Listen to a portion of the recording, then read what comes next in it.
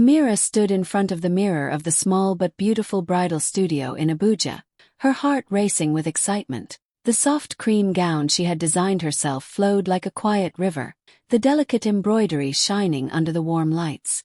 It wasn't flashy or loud, but it carried a kind of grace that made everyone in the room stop and stare. This was the dress of her dreams, the one she had imagined since she was a little girl. Malik, her fiancé, had always loved her simple style, and this gown felt like a promise of the life they were about to start together. Safiya, her elder sister, leaned against the wall, pretending to admire the gown but letting her sharp eyes linger a second too long. Nice, she said with a smile that didn't quite reach her eyes. But don't you think it's too simple for someone like you? I mean, if I were the bride, I'd choose something more unforgettable. Her words floated in the air like perfume laced with poison. Amira's best friend Zubaida caught the change in tone and shot Safiya a quick look, but stayed silent. Amira forced a gentle laugh, brushing off the comment, but inside her chest tightened. Safiya had always been like this, beautiful, ambitious, and quietly competitive. Growing up, she had found ways to outshine Amira at school, at family gatherings, even at birthdays. Now, as Amira's wedding approached, the old rivalry stirred again, hidden behind polite smiles and careful words. The fitting room felt suddenly smaller, heavy with unspoken tension, as if something bigger was waiting to break. The night before the wedding felt like magic for Amira. The air in the family house was filled with the sweet smell of henna and the soft sound of wedding songs coming from the living room. Aunties laughed as they braided hair, cousins ran around with excitement, and every wall seemed to hum with love and celebration. In the middle of all this, Amira quietly slipped into her bedroom, carrying the most important thing of all, her wedding gown. She laid it carefully on the wide bed, her fingers tracing the delicate embroidery one last time. The gown was more than fabric. It was months of work, late nights, and love stitched into every rare northern pattern. Each thread told a story of her culture and her heart. She smiled softly, imagining Malik's face when he would see her wearing it. The thought made her chest warm. Safiya walked in just then, her perfume arriving a second before her. "Still awake?" she asked with a sweet smile that felt almost too perfect. Her eyes went straight to the gown, lingering on the shimmering designs. "It's beautiful, Amira. Told you." She stepped closer, pretending to admire it while her fingers brushed the edge of the fabric. "Do you need help packing? I can keep it safe for the night. Big sisters know how to handle things like this." Amira looked up, grateful but hesitant. "No, thank you. I'll handle it myself," she said softly.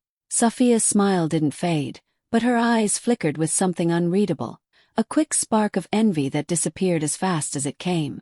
Zubaida appeared at the door with a tray of steaming tea. "Everything okay here?" she asked, her eyes darting between the sisters. She caught the way Safiya's gaze clung to the gown, and her stomach tightened. Something in the air felt off. Safiya stepped back with a little laugh. "Of course everything is fine. I'm just checking on my baby sister.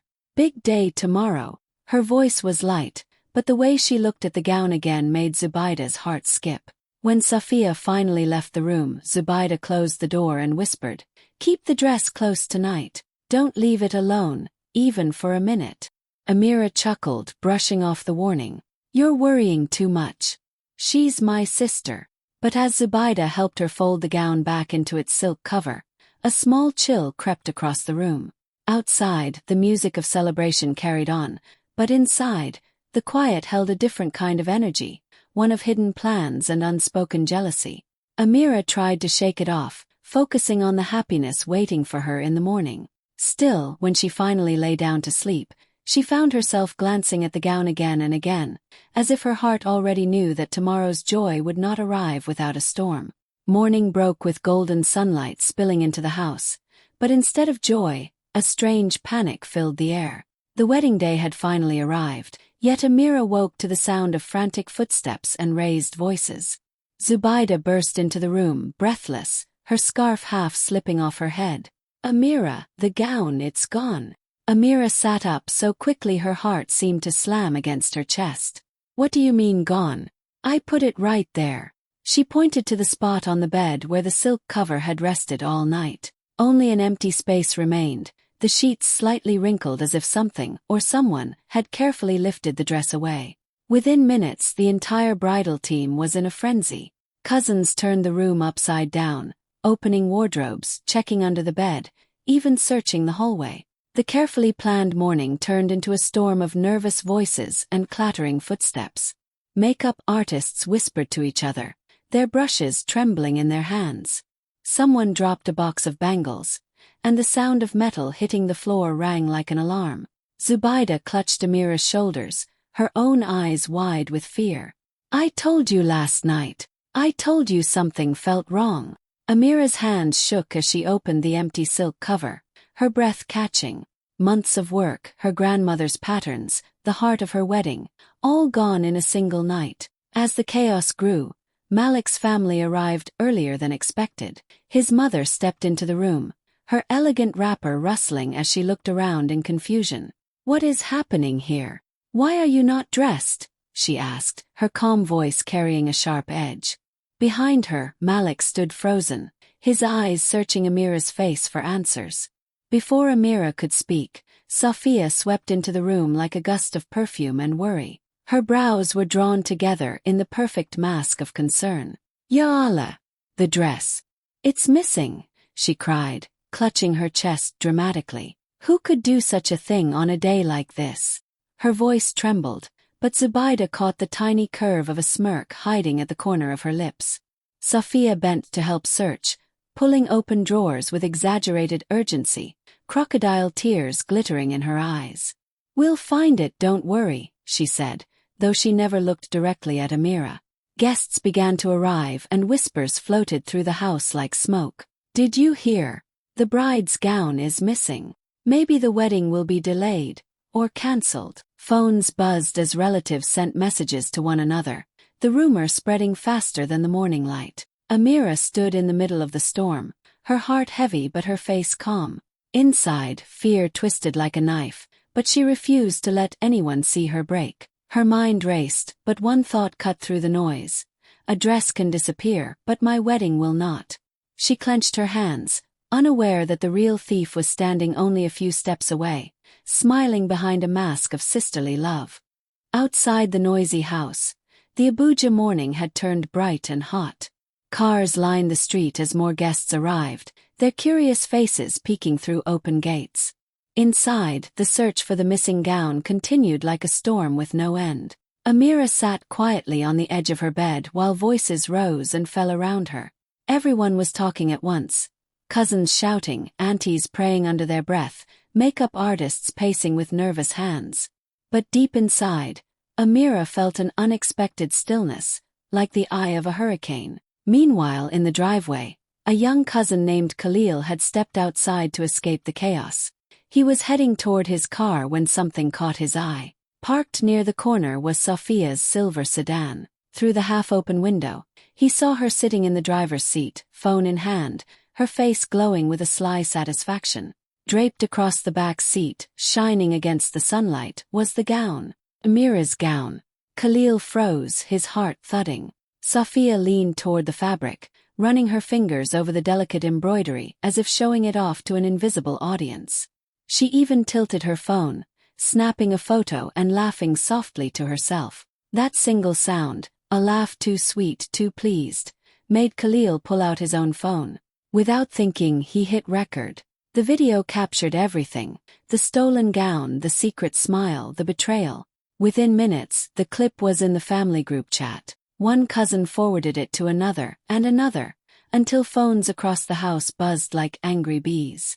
Gasps echoed through the hallway as relatives watched in disbelief. "Ya Allah," someone whispered.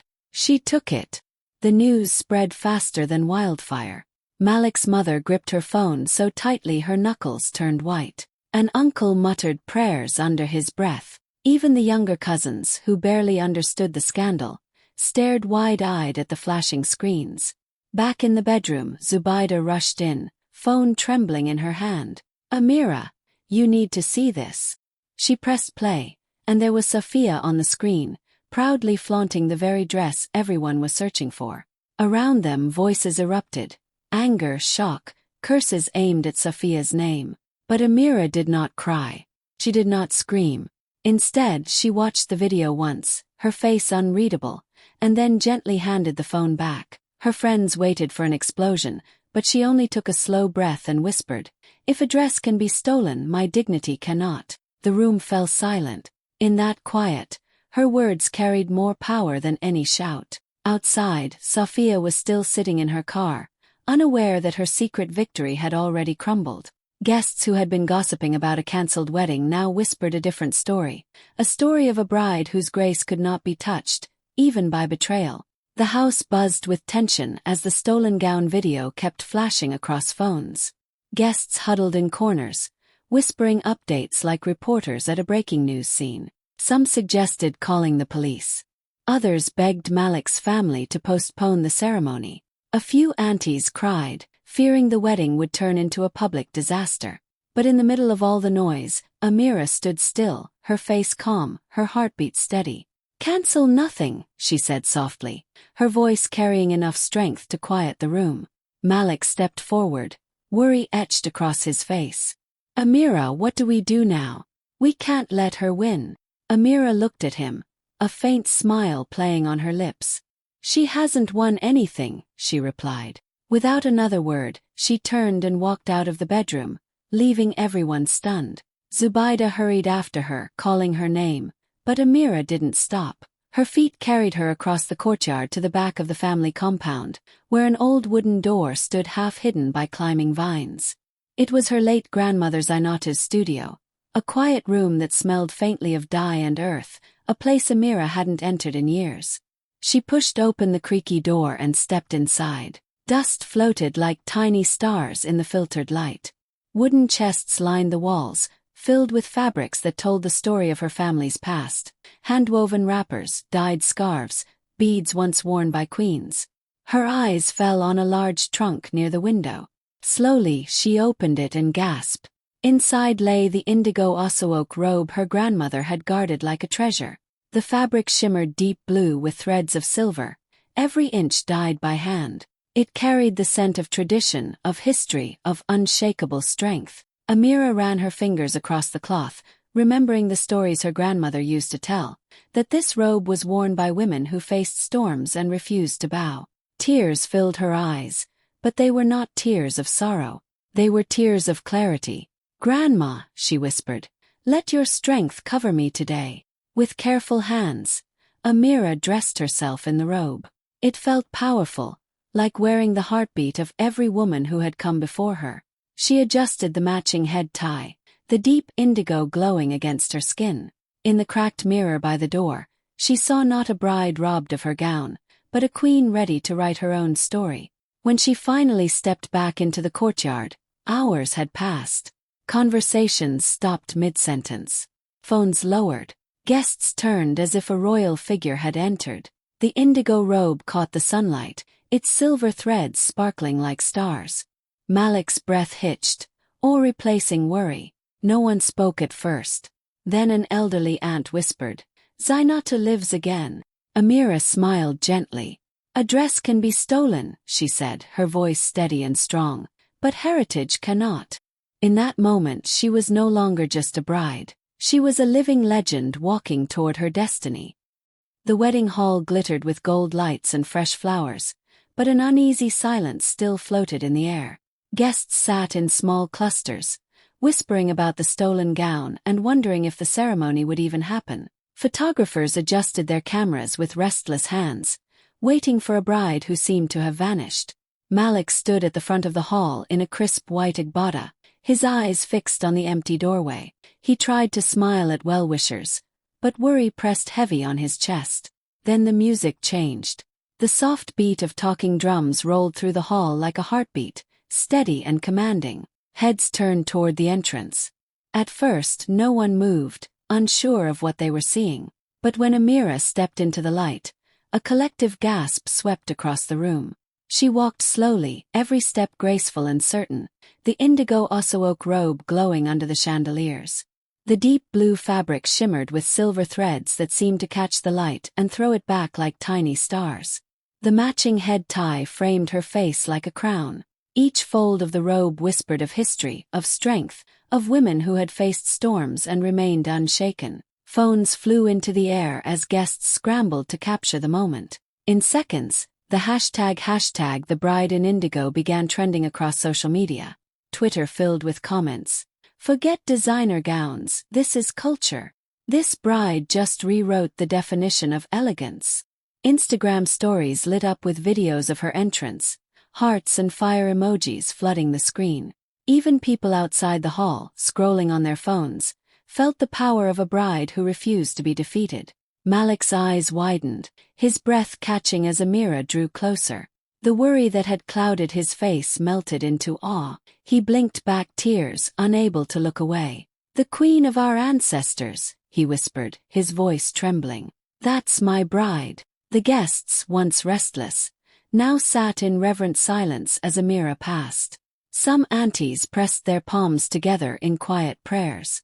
Little girls stared wide-eyed, as if they were watching a fairy tale come alive. Even Malik's mother, who had entered the hall prepared for scandal, felt her eyes sting with pride. When Amira reached the front, she met Malik's gaze and smiled, a smile that spoke of triumph and peace. He reached for her hand, his own shaking with emotion. "You are more than I ever dreamed," he said softly, loud enough for those nearby to hear. The crowd erupted in applause, the sound swelling like a wave of celebration. In that moment, the stolen gown was nothing but a forgotten shadow.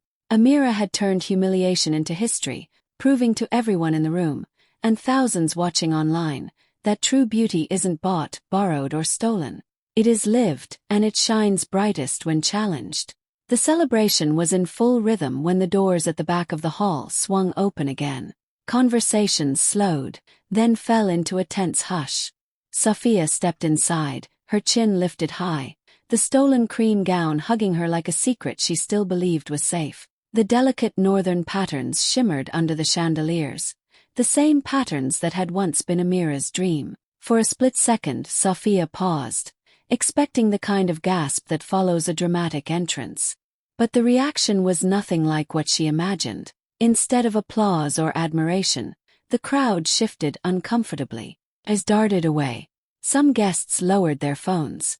A few aunties pressed their lips tight, whispering to each other behind their fans.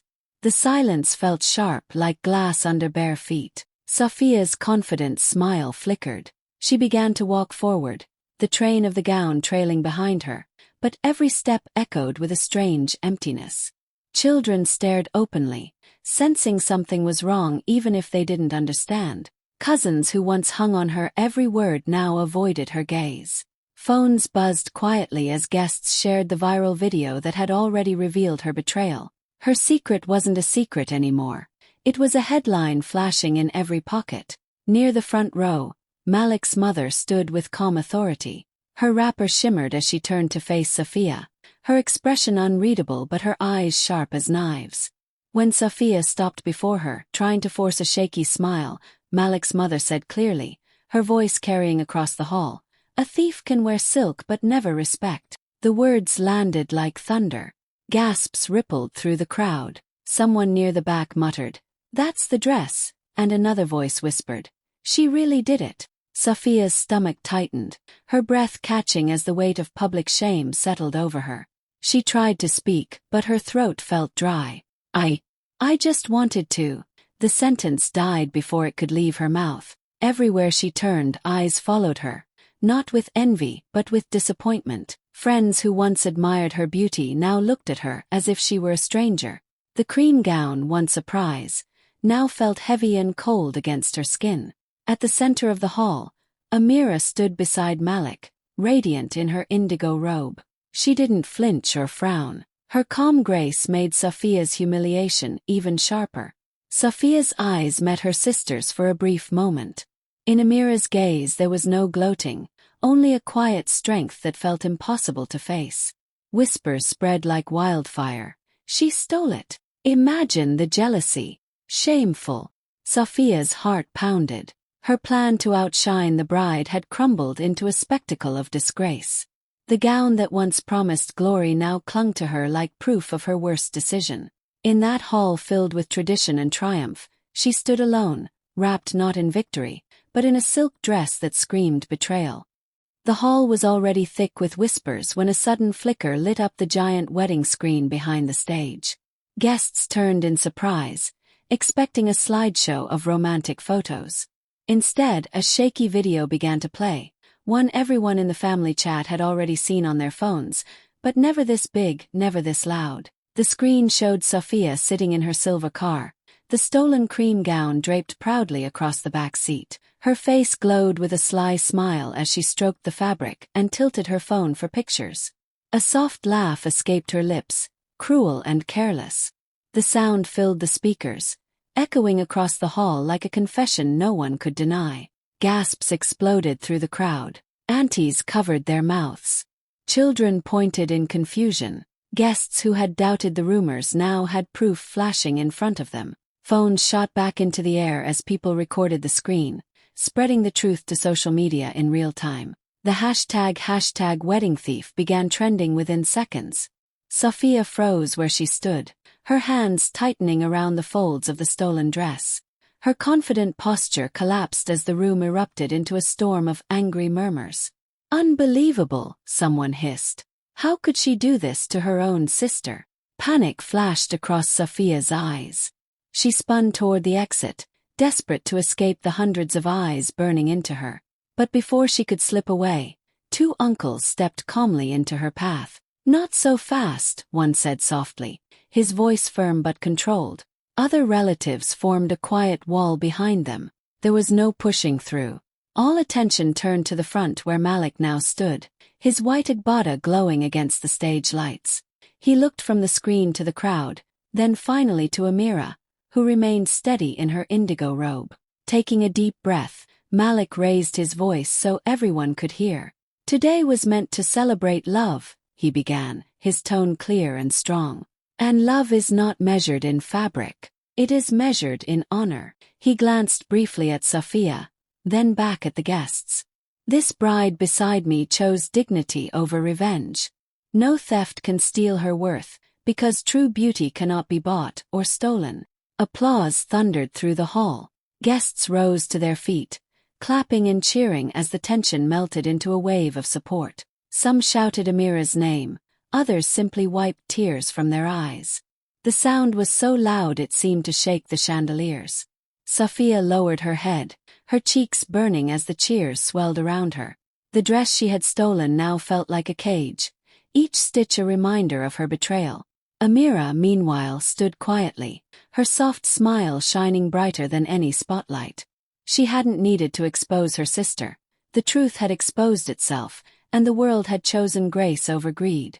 The applause slowly faded, leaving behind a heavy silence that seemed to press on every heart in the room.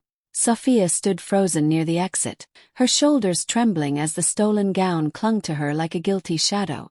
Her eyes darted around the hall. Faces she had once charmed now stared back with a mixture of disappointment and pity.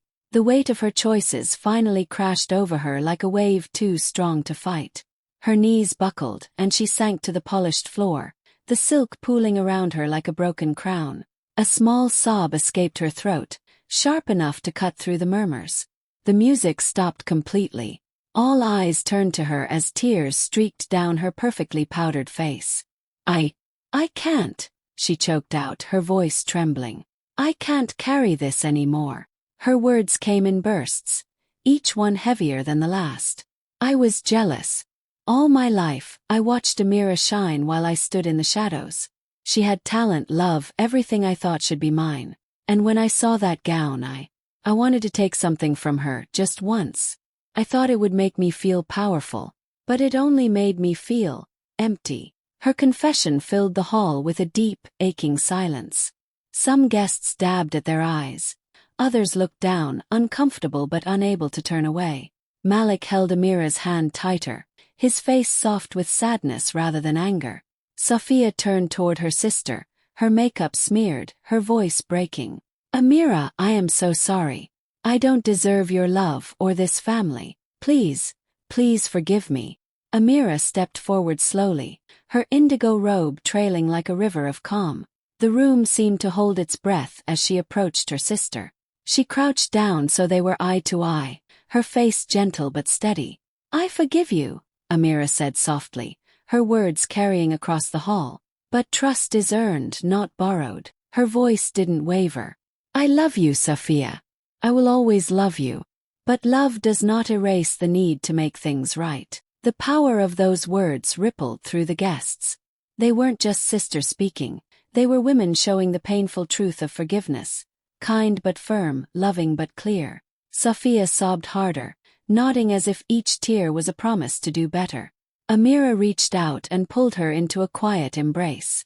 The crowd exhaled together, some clapping softly, others whispering prayers for healing. Malik's mother stepped forward, resting a hand on both sisters' shoulders. "This is how families heal," she said, her eyes glistening. In that moment, the wedding stopped being about a missing dress or a ruined plan. It became something deeper, a living lesson about jealousy, redemption, and the strength it takes to forgive without forgetting. Cameras clicked, capturing a scene that would spread far beyond the hall, a reminder that real love is not blind. It sees, it hurts, and still chooses to mend. By the next morning, the wedding had become the biggest story in Abuja. Photos and videos of Amira's indigo Asook robe flooded every corner of social media. Twitter, Instagram, and TikTok overflowed with captions like, "The dress that couldn't be stolen," "Heritage over hype," and "The bride who turned betrayal into power." Clips of her calm walk into the hall, Malik's tearful reaction, and the giant screen unmasking played on loop, gathering millions of views overnight. Fashion bloggers called it the moment of the year. Designers from Lagos to Paris sent messages asking for interviews. Cultural historians praised Amira for bringing back the ancient art of hand-dyed Asook, calling it a victory for African heritage in a world obsessed with fast fashion. Even celebrities reposted the videos, some writing, "This is how you wear history." Amira, still glowing from the wedding celebrations, stayed humble as requests poured in. Instead of focusing on the drama, she spoke about tradition and the women who inspired her. "My grandmother's hands wove this story long before I was born," she told one reporter. "I only wore what already belonged to my soul." Within weeks, Amira announced the launch of her own heritage fashion line, Indigo Legacy, dedicated to reviving traditional patterns and supporting local weavers. Orders came in faster than she could count, proving that what began as an act of jealousy had sparked a cultural movement. Sophia, now quietly helping behind the scenes, watched her sister's dream grow with a mix of awe and humility. The dress she tried to steal had become a symbol of something no thief could ever touch: family, culture, and the unstoppable grace of a woman who turned betrayal into brilliance.